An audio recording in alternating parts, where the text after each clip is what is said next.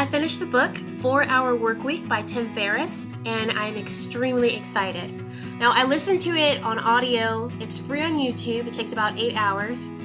There was one commenter who said, if you listen to it on double speed, then you'll hear it twice as fast. So that was really funny. I did end up speeding it up, not all the way to double speed, but I think it was like 1.5 the speed when I got closer towards the end. One thing I'll tell you about that is it's a little difficult to do other things and listen to it if you have it sped up. At least it was for me.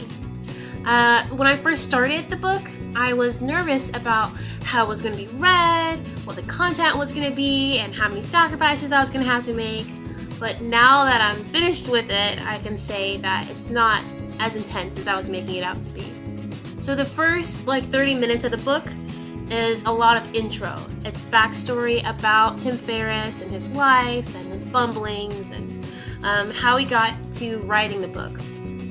It's narrated by a guy who speaks a little slowly, a little bit of a drawl, so that's something to take into account. It's not annoying. It's definitely a book that I could easily listen to, and that I did easily listen to.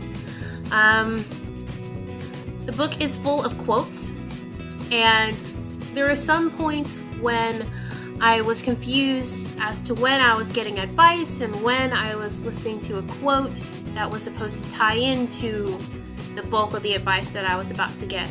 So that's one thing you have to look out for is when you hear things being said, you have to really be open with how you receive it. Because you could find out at the end of a few sentences that was a quote by someone else, or it was just something cute or cheeky that's going to lead you into the actual advice that Tim is going to give you. Some things I took away from the book was that I shouldn't try to retire. That is a huge advice that is given. If you don't take away anything, is don't try to retire, because saving it all for the end is a ridiculous idea. My father passed away this April, and I can tell you, he was trying to save it all for the end, and he passed away before he could retire. So that is a very visual lesson for me, because I can see them right in front of me. Don't try to save it all for the end, because you may not have, as long as you think you do. Also, just because you're doing less in your day doesn't mean you're being lazy. So everyone who's in this book is trying to take their 40 or a million hour work week and turn it into 4 hours. And if you're working 4 hours a week, it doesn't mean that you're being lazy. It just means that you are prioritizing your time. And notice I didn't say managing your time. It's important not to manage your time and try to get more in the day, but to try to figure out what's important to do and what's not important to do and where you should spend your time. The book goes over the 80-20 rule and how 80% of your profits come from 20% of your work. So you really need to find where that 20% of your work is that's most effective and focus on that and let go of the 80%. And that's one of the sacrifices that the book asks you to make, is to let go of the 80% that really isn't helping you. It's filling up your time like this busy work, but you really shouldn't be doing it. And also, the timing is never right.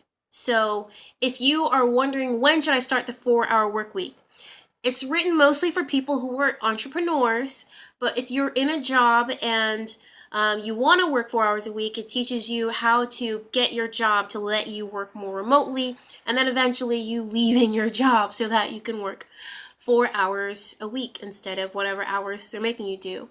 Know that the timing is not going to be right, so there's no reason for you to say, oh, well, when I get to this level at my job, or when I get more settled, or all these other things.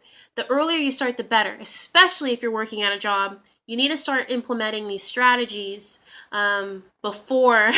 I'm thinking of chapters now. I'm like, yeah, some of these strategies you want to implement now, even if you plan on phasing out later.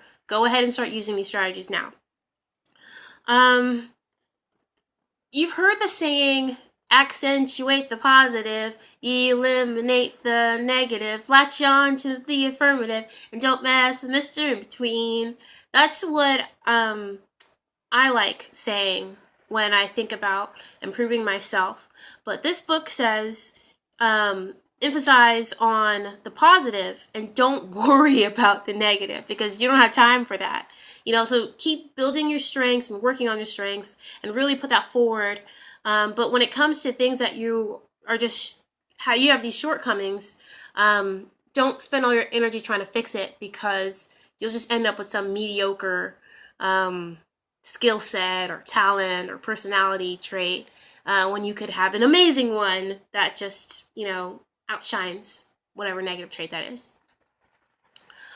Too much of anything becomes its opposite. So if you decide you want to take a vacation, if you take a humongous vacation, then it becomes really bad for you. And if you decide you want to work a lot, if you work a whole bunch, then it's really bad for you.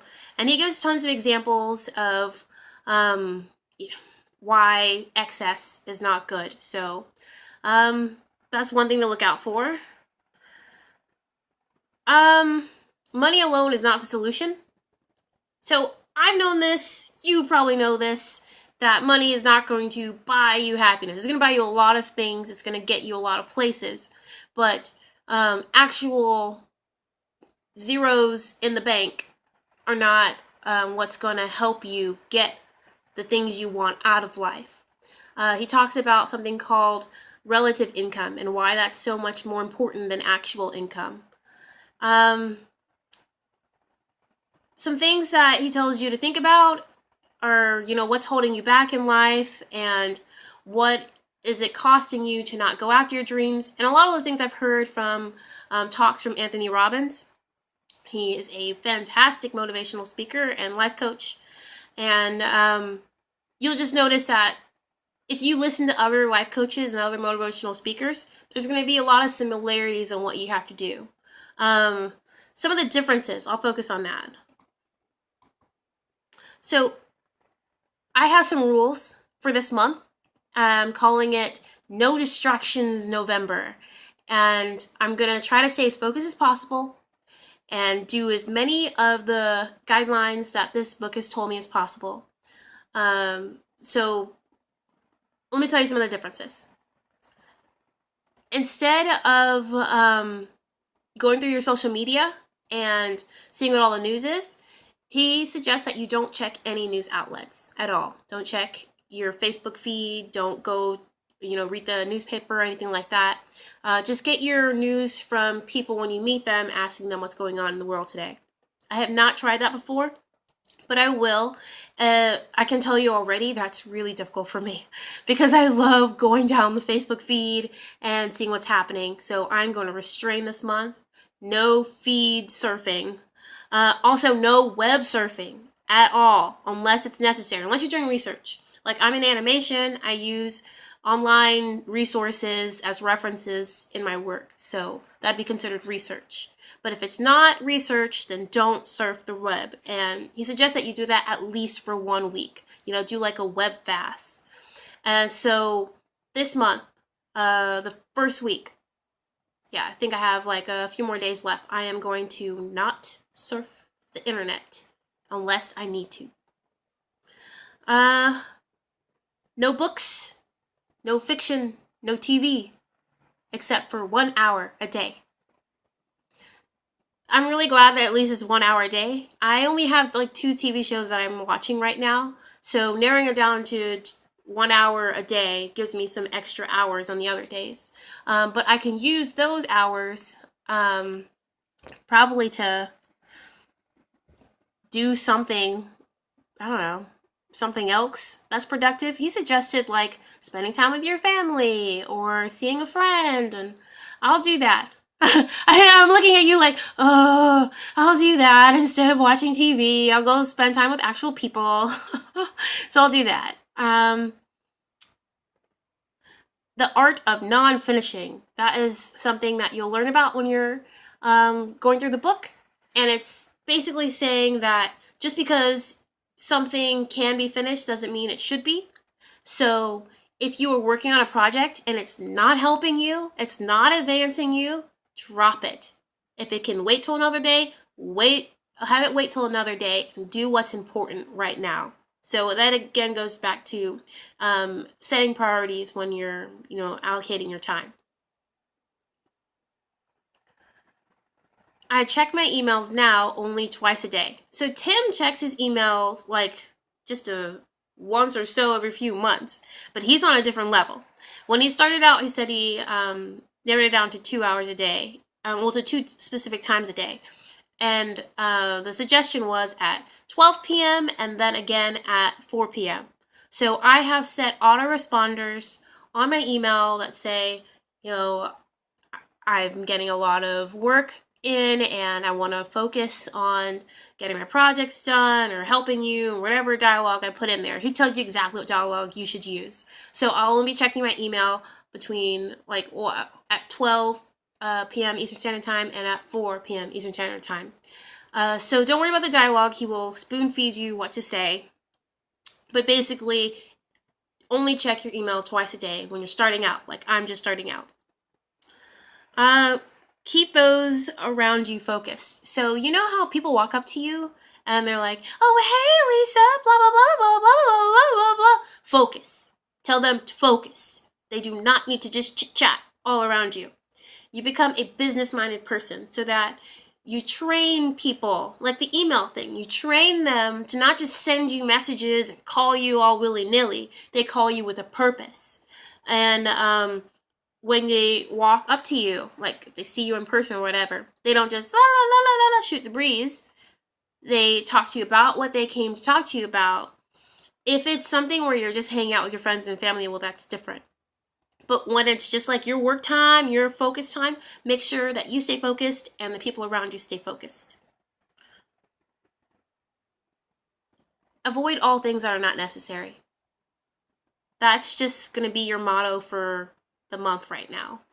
If you're doing the No Distractions November with me. So anything that is just frivolous, decide in your head.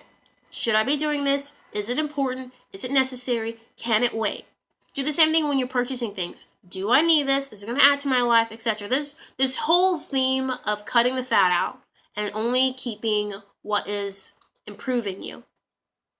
One thing that I had a little bit of hesitation with that he gave advice was to ask 3 people out of the opposite sex each day, like get their phone number. He said even if you're in a relationship, get their phone number. You can throw it away later, but you need to practice not being afraid of rejection and interacting with people on that level. Which, getting someone's phone number is a whole different level of interaction. So that is where I'm most hesitant. I may have to hold off on that little piece of advice until maybe next week or the week after that. I'll definitely be following it. I will do it. But right now, I think I should master just little steps at a time. I've got the email down. That's autoresponder. I'm answering it only twice a day. That's super simple. The next challenge for me is not web surfing. So this week, trying not to web surf at all. And the TV 1 hour a night is super easy. So those are the 3 things I'm focusing on this week. And hopefully next week I can add more things that Tim is suggesting.